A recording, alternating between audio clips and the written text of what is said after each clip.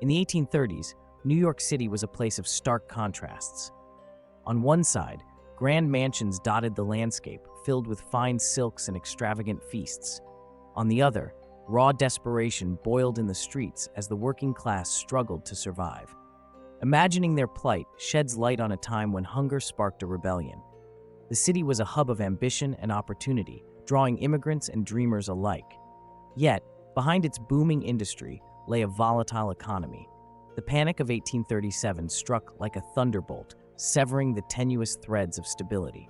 Banks failed and businesses collapsed. Unemployment skyrocketed, often exceeding 30%. For many, bread became a luxury, substituted by mere hope.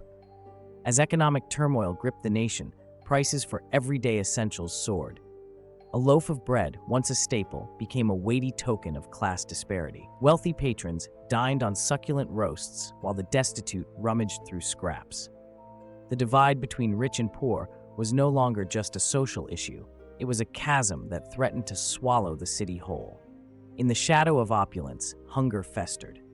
Food prices continued to climb, and it became clear that the wealthy were shielded from the storm. While the rich indulged in sumptuous meals, the common worker faced the grim reality of empty stomachs. Desperation turns to anger, and anger does not simmer quietly in the hearts of the hungry. By the spring of 1837, tensions reached a boiling point. The working class, feeling the stranglehold of increasing prices and unemployment, began to unite. Among them, an idea started to take shape, one that no longer bowed to the plight of starvation with passive despair. When survival became a daily battle, something had to give.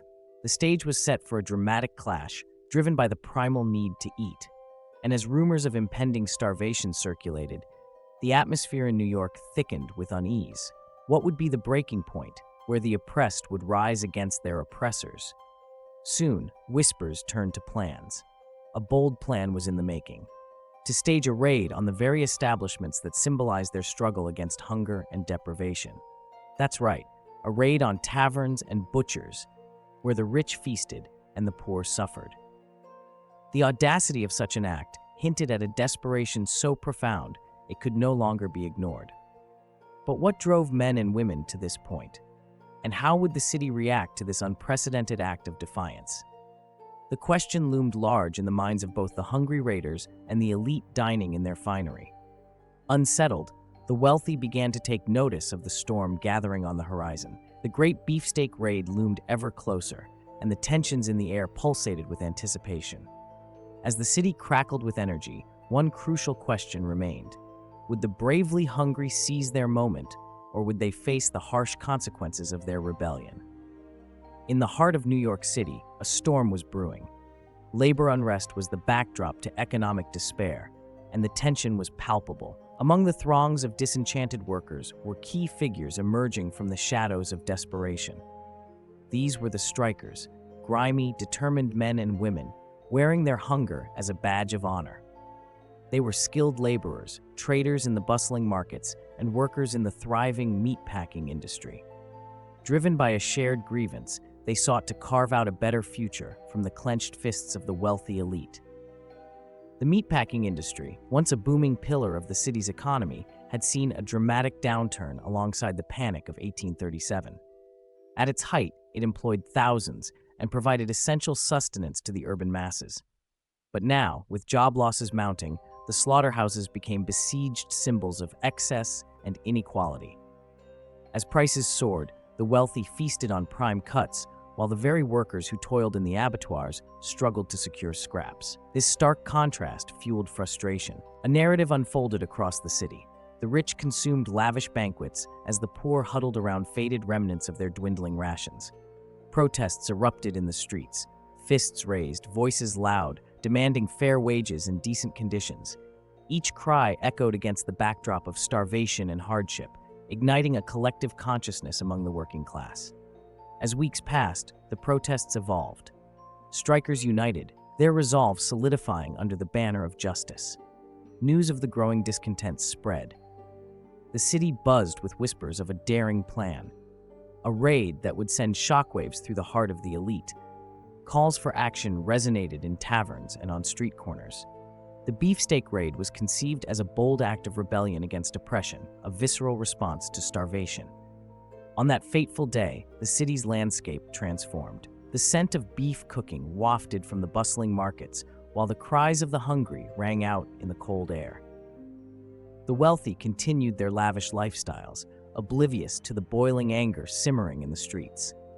Men and women, fueled by desperation and the promise of a hearty meal, gathered in secret, eyes darting, hearts pounding. They were ready to claim what they believed was rightfully theirs. But the preparations weren't without their challenges. Tensions crackled between the desperate mob and those loyal to the upper crust. Would the plan hold? Could they evade the watchful eyes of the authorities? The stakes couldn't be higher. If they succeeded, it would mark a turning point in the struggle against inequality. If they failed, it could mean severe repercussions for every participant. As dusk descended upon the city, the strikers felt the weight of their decision. Their plan had been set in motion. They lurked in the shadows, gathering their courage, waiting for the moment to strike. How far would they go to seize the beef they so craved? Would their act of defiance reverberate through the ages, forever changing the balance of power in New York City? The stage was set, but as midnight approached, only one question hung in the air. Would the Great Beefsteak Raid mark the dawn of a new era or the dusk of a desperate dream? In the dead of night on April 13, 1837, a plan ignited among the disheartened and determined. A group of laborers, fueled by desperation and anger, convened in shadowy corners of New York City. They whispered their intentions, hearts racing, their eyes set on the luxurious beefsteak houses that represented the wealth they could no longer afford. The Great Beefsteak Raid was about to unfold. At the heart of their operation was intelligence gathered over weeks. They identified the prime targets, the gleaming establishments where the city's elite gathered, feasting while the working class starved. These opulent restaurants served not just food but a statement, a symbol of the wide chasm between impoverished laborers and those who reveled in comfort. As midnight struck, a band of approximately 300 laborers, some armed, set out. Cloaked in darkness, they moved through the streets, fueled by rage and hunger. The air buzzed with adrenaline and the weight of their collective struggle. They soon arrived at their first target, the famed Delmonico's, famed for its luxurious meats and lavish banquets. Suddenly, chaos erupted. The raiders stormed through the doors, shattering the night's serenity. They seized the food, tearing into the prized beefsteaks with ravenous hunger. The elite diners, dressed in their finery, faced terror as laborers demanded their share, or else. The scene was surreal. The rich, accustomed to indulgence, faced a reckoning. Within minutes, the exquisite fare meant for the privileged became a lifeline for desperate men. But their daring actions caught the eye of the authorities. Rumors spread quickly, reaching the ears of local constables. Panic ensued as law enforcement scrambled, alerted by the chaos. Would the raiding party escape before forces could bear down on them? The raid escalated into a frenzy. Laborers poured into the beefsteak houses, snatching whatever they could find. Boneless roasts and savory cuts vanished from platters, laughter drowned in cries of hunger. For them, it was no longer just a meal, it was a statement. It was an assertion of their humanity in a society that had relegated them to the fringes. Outside, the city held its breath. Wealthy residents stirred in their slumber, grumbling about the impudence of those they saw as mere laborers. Newspapers would pen outrage the following day, portraying the raiders as criminals rather than victims of circumstance. But in the claustrophobic shadows of the kitchen, laborers felt elation along with their exasperation. They finally had the upper hand, if only for a fleeting moment. As shouts filled the air and the disgruntled elite clamored for assistance, the police were alerted. They burst into the scene, batons drawn and orders barked. The confrontation became imminent. Would the raiders stand their ground, or would they flee into the night, back to the silence of starvation? The morning after would bring more than just the aftermath of unrest. It would ignite a war of words and reputations.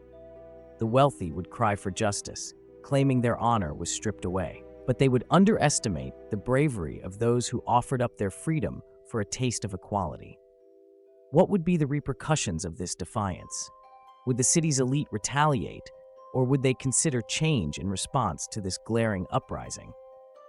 As dawn broke, the true impact of the Great Beefsteak Raid began to unfold. How would this moment of rebellion echo through the streets of New York City? What could this mean for the future of labor rights and class struggle in a nation already on the brink? The aftermath of the Great Beefsteak Raid reverberated through New York City, sending shockwaves across the social fabric of the nation. For the laborers involved, the consequences were immediate and severe. Many were arrested, tried, and faced harsh punishments. The very act of trying to seize food in a time of desperation branded them as criminals in the eyes of the elite. The arrests sent a clear message: the affluent would not tolerate challenges to their power or lifestyle. The elite responded with a mix of fear and fury. They convened meetings, expressing their outrage over what they deemed a reckless insurrection. The once unassailable walls of their privilege seemed to tremble. How could such a brazen challenge emerge from the very streets they walked upon? In their minds, this was not just a theft, it was a direct affront to the established social order. The wealthy viewed the raid as an act of barbarism that threatened their way of life, catalyzing them to tighten their grip on resources and maintain stricter controls over the labor force. But the raid was more than a fleeting moment of chaos. It revealed deeper currents of class struggle simmering throughout American society. Across the country, workers were increasingly vocal about their needs, demanding better wages, working conditions, and recognition of their rights. The Great Beefsteak Raid illuminated a growing divide between those who had and those who had not. It emerged as a stark reminder of the economic disparities that permeated daily life. Even as the elite feasted, the plight of the laborers underscored a nation increasingly at odds with itself. In the months following the raid, labor movements gained momentum. The narrative surrounding the raid became a rallying point for workers' rights. Groups began organizing strikes and demonstrations, inspired by the audacity of the raiders who had dared to assert their dignity in the face of so much deprivation. The hunger that drove the workers to raid was not just for food, but for recognition and respect, echoes of a sentiment that had been festering among them. As the nation grappled with economic turmoil, policymakers began to take notice. The raid and its consequences forced a conversation about economic policy and the treatment of laborers. Discussions about workers' rights and labor laws started to gain traction. Could this incident mark a pivotal moment in shaping labor legislation? The implications were profound, yet the outcomes remained uncertain. In the wake of the raid, echoes of anger and frustration permeated through every corner of the city. Newspapers fueled public discourse, portraying the division starkly, privileged diners effortlessly enjoying their beefsteaks, while laborers were left to fend for scraps, both metaphorically and literally. As the debate intensified, could such a tiny event in mid-19th century New York catalyze sweeping change across the nation? The Great Beefsteak Raid proved that a spark in a city could ignite flames of social change. As laborers banded together, rising from the ashes of hunger, the seeds of a broader movement were planted. What would follow in the decades after this chaos? What changes awaited the very foundations of American labor rights? Only time would reveal the true legacy of this audacious raid.